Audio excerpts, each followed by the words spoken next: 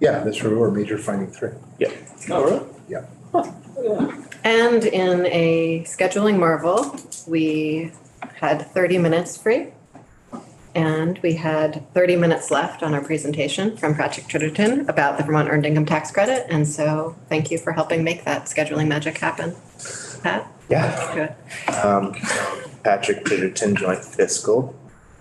Just as I figure out what the number of the slide was that we were on, there was that question about the some of the academic literature I worked on or looked at around that 15 hours, whether that was per week or per year. It was per year. And I think you can say that if we were talking about a 15-hour per week reduction, that would be a huge red flag, a really strong disincentive. But I think it kind of tells you a little bit about like sort of the direction that could possibly be in play there. You were on major finding 3. Yes, so we're on slide 27. And so far we, on Wednesday, looked at the progressive taxes, and we looked at sort of the incentives for different filing statuses. What we're going to look at next is sort of a deep dive on head of household filers. And sort of generally what we found was that they make up sort of a disproportionate share of EITC claimants, and that share does tend to claim on a fairly persistent basis. And so if we're looking at slide 28, you can see some of that here. So this is for 2019 data. You can see that there are about a little under 30,000 head of household filers. That makes up just under 8% of the entire universe of taxpayers. So this is not just EITC claimants. But if you go and look at that third column there, you'll see that in that universe of about 30,000 EITC claimants, over half of them are claiming the EITC. So 8%, it just equates to a huge proportion of them who are claiming the EITC. So overall, they make up about 41% of total EITC claimants. So you can kind of see the sort of the scale of that disproportion there. And just, by contrast, most filers in the state are single. They make up about 57% of total taxpayers in the state. But they're only making up about 38%, so they're sort of underrepresented if you're looking at it from the same kind of lens. So if we move on to slide 29, in addition to sort of the number of EITC claimants sort of skewing to head of household, they're also receiving more benefits than any other group.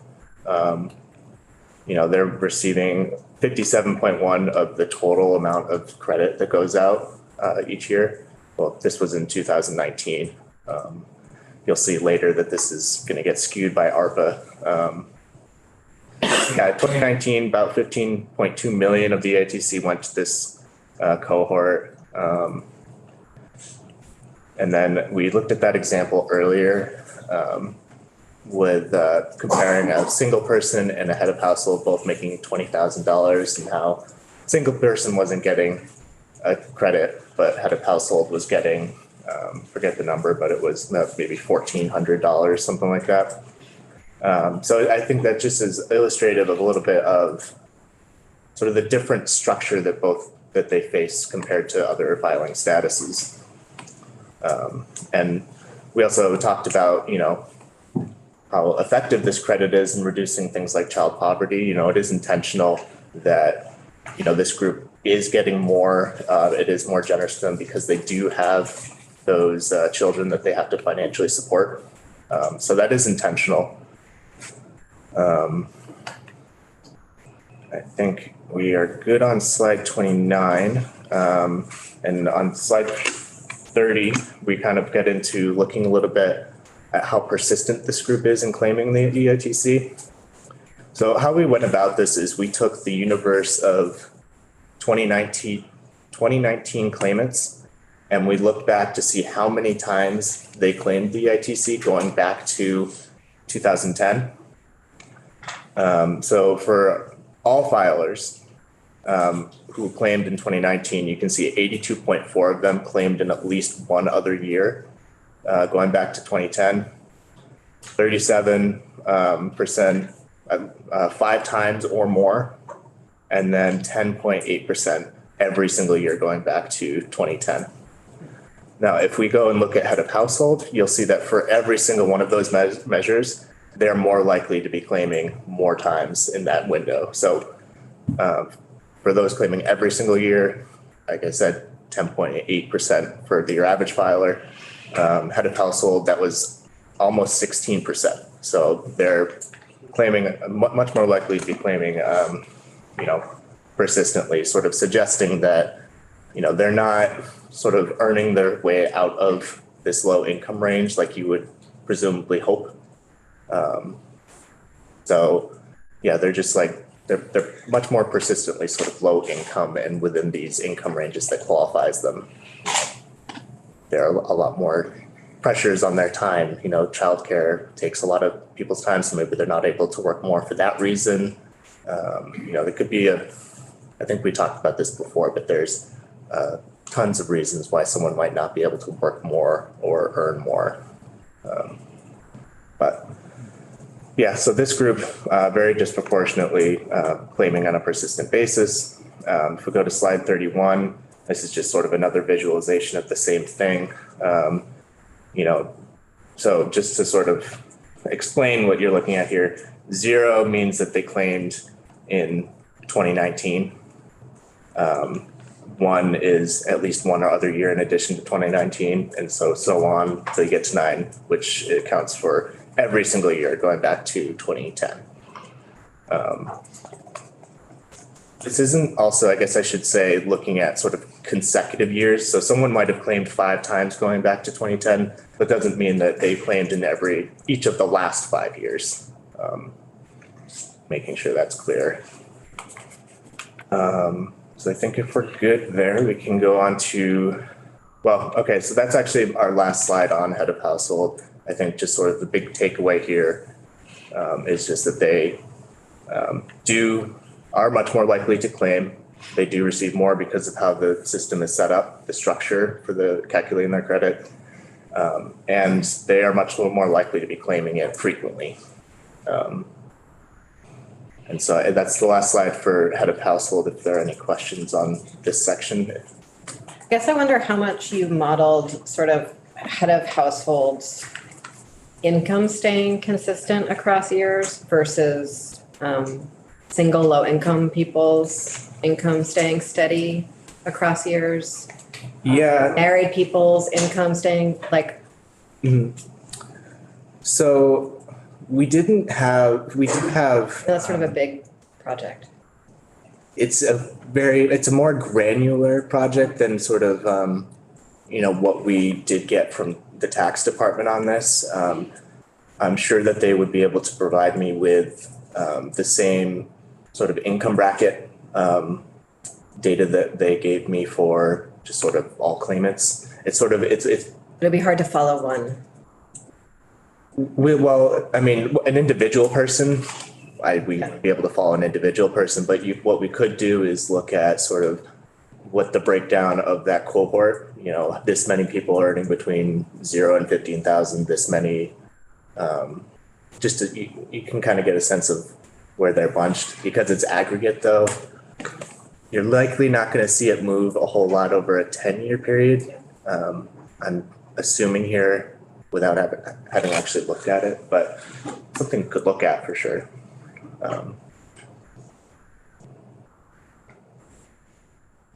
If we're good, we're moving on to major finding 4, which is a look at what impact ARPA had for single people.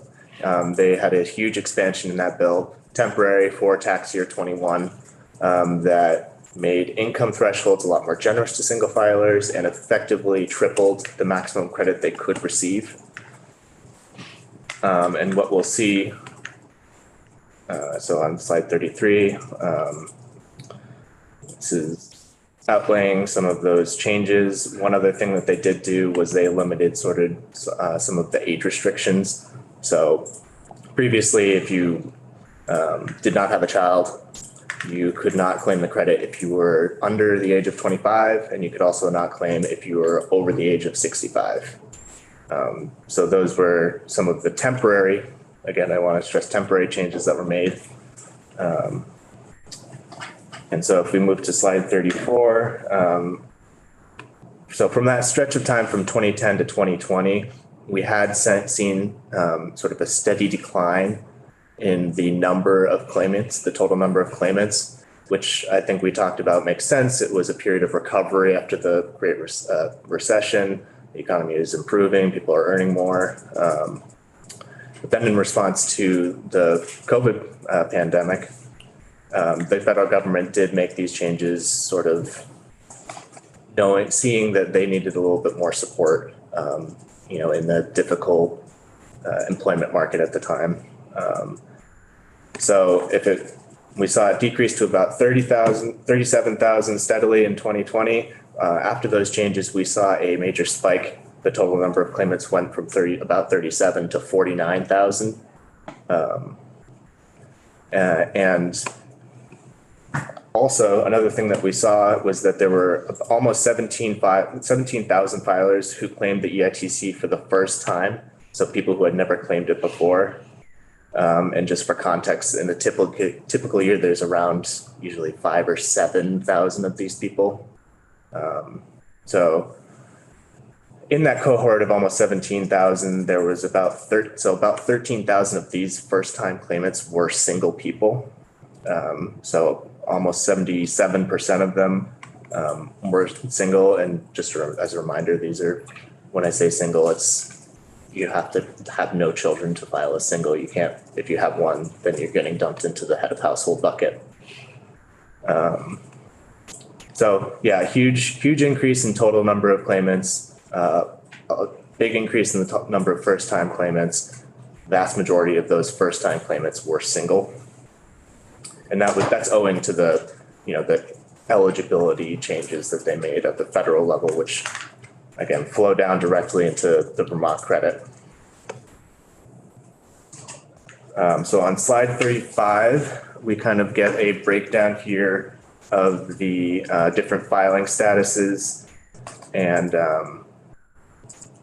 their share of total claimants.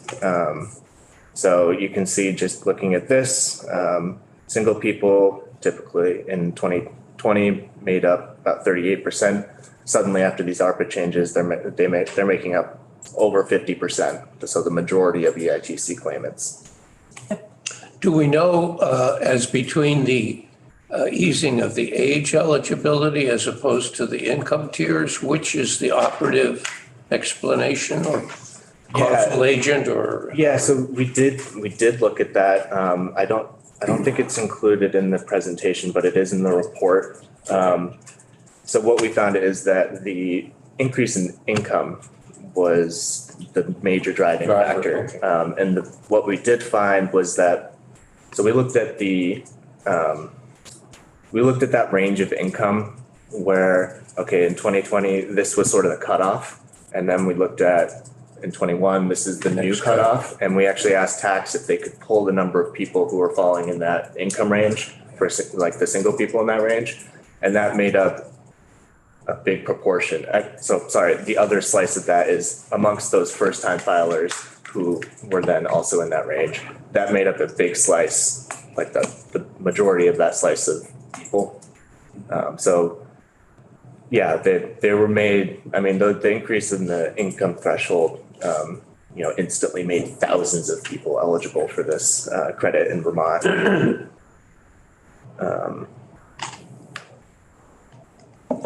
Yeah, and so on slide 36, we're kind of looking at it in a slightly different way. Instead of looking at the share based on filing status, we looked at it based on the number of children in the home. So this would also include married people without children. But you can see again, we're jumping from a share of 36% of total claimants up to over half, 55.2% of claimants were, now claiming the credit largely due to these federal changes. For the most part, those income threshold increases. So I think we're good with slide 36. On 37, we are looking at the total and average credit outlay for the state. So it makes sense. You have this huge influx of people. You would expect that the total value of the credit in the state is going to go up. We can see that happening. It goes from 25 million to about 28 million in that 1 year span. If you remember from Wednesday, there's two graphs earlier on in the presentation showing sort of the change in average and total credit amounts over time. And on the average credit amount, on the total you saw in 21, there's this big spike. On the average amount, you saw this dip. And the reason for that is because, most of the new people coming in, like I said, were single people. Even with the effective tripling of their maximum credit and eligibility changes, they're still on average earning a much lower credit than other filing statuses. So you have this big influx of people with a lower credit. It's going to bring our average down, which is a little kind of funny to think about, but. I have another demographic question for you. Sure. So I've read a lot of research that having separate filing statuses for married versus head of household creates really sort of exacerbates the racial wealth divide and has for decades and decades. And there's some really interesting research on it. And so I guess I'm curious if you've come across in your readings on this any research around the demographics of who is receiving these benefits in the different categories.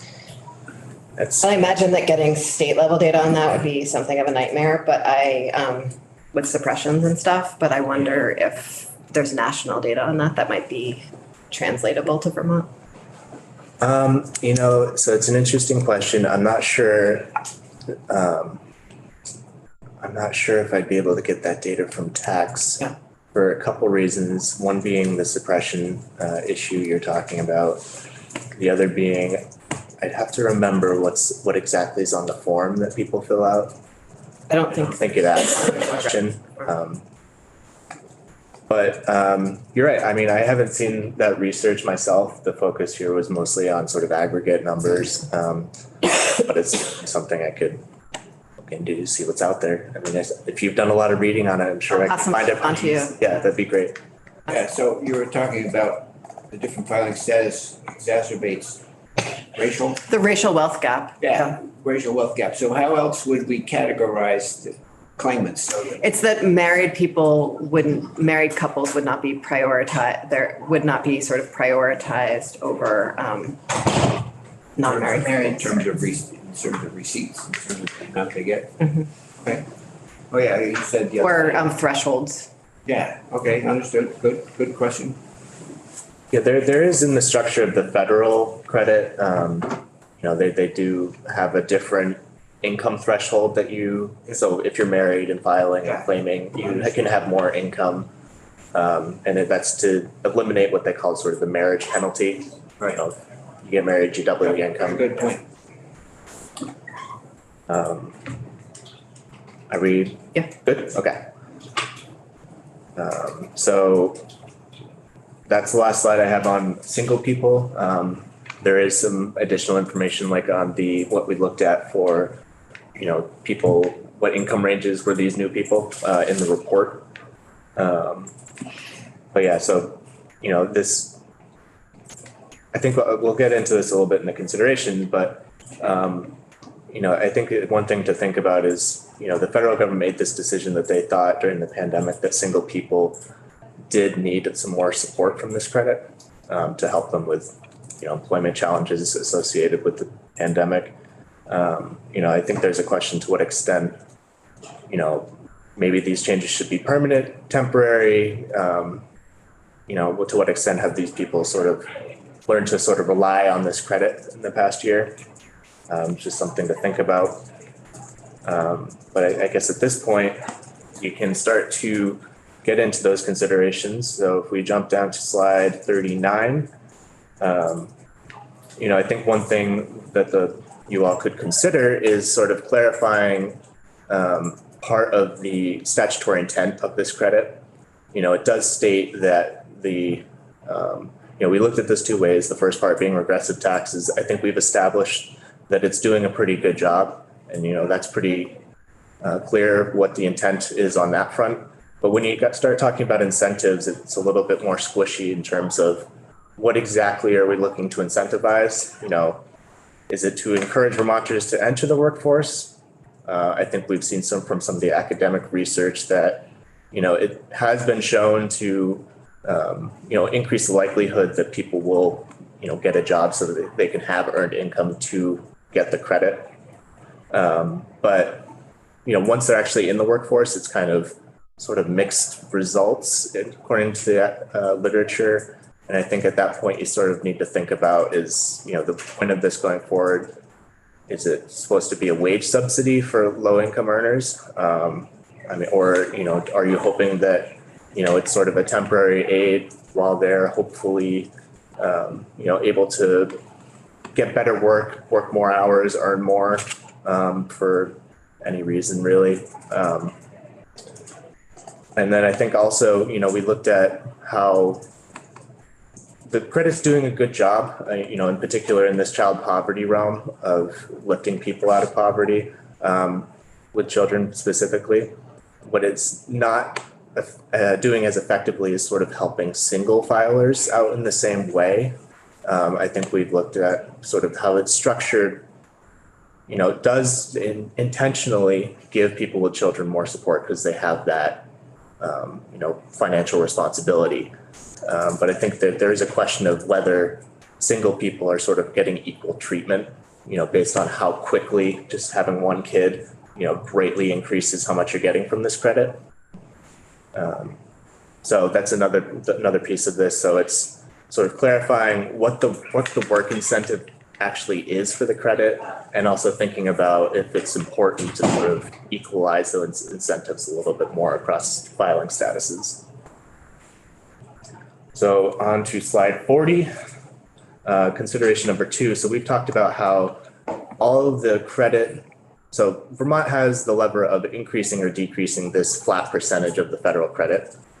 You saw with ARPA that, the federal government, if they make any changes, it flows directly down to Vermont. If they in the future decide that they want to reduce the amount of the credit, it's something to think about. Is that actually something you want to see for Vermonters? Or if they greatly expand it, you might think about, well, is, this cost pressure something that we can handle? So one thing that you can think about, there are a couple of states that have decoupled from the federal government's credit. It's based on personal income, and they set their own thresholds, maximum credit amounts, phase-ins, phase-outs. So I think I have listed here the 3 states that do it are California, Minnesota, and Washington, who are completely decoupled and have set it up so that they have essentially full control over all these pieces. So going forward, if there's a change in sort of how the federal government views the credit and you sort of don't agree with it, it could be something to think about. One plug I will say is you doing a flat percentage like Vermont does, it's much easier to administer, and it's much easier for filers to understand how it's working. Because it could be a little confusing, I have this one set of criteria that I have to meet for one credit, and then a whole separate set of criteria I have to meet on the state level.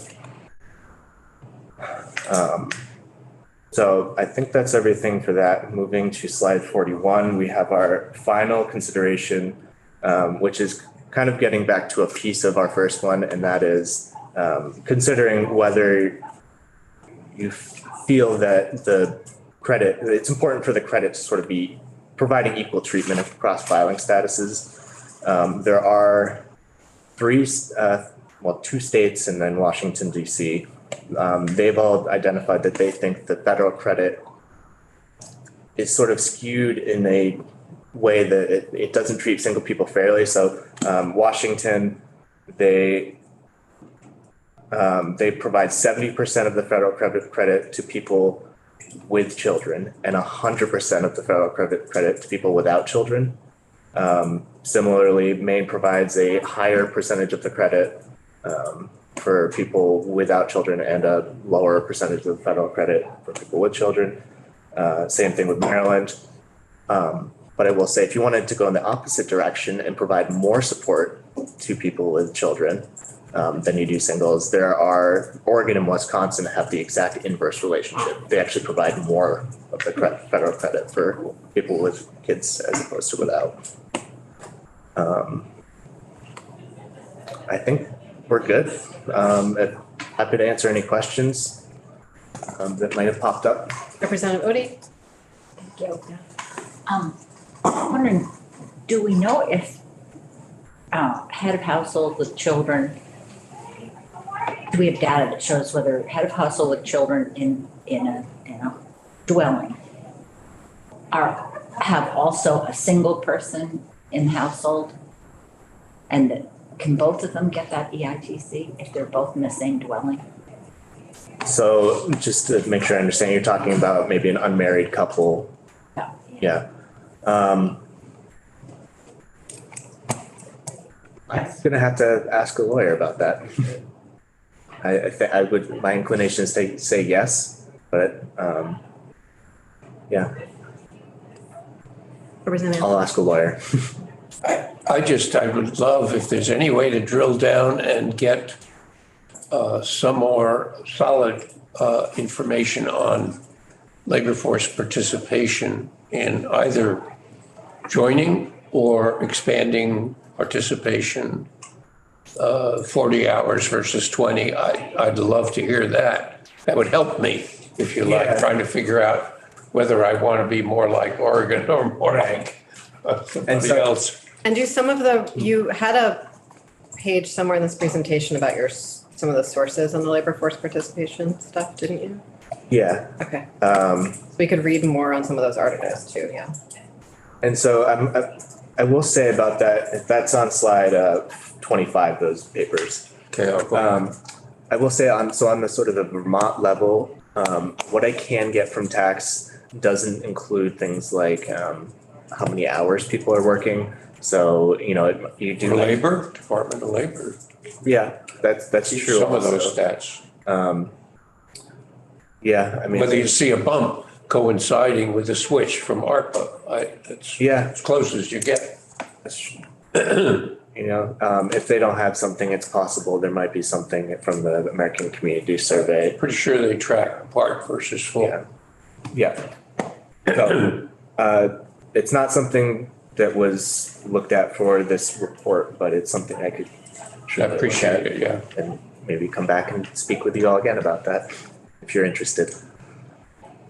Final question, then we're all going to lunch. Okay, yeah. I just, if we move ahead with any of the planned legislation, which theoretically might help labor force participation, that's leave, that's childcare, that may shift the whole discussion. Yeah. Apart from whatever the previous statistics show us, and I'm interested in both of those, so.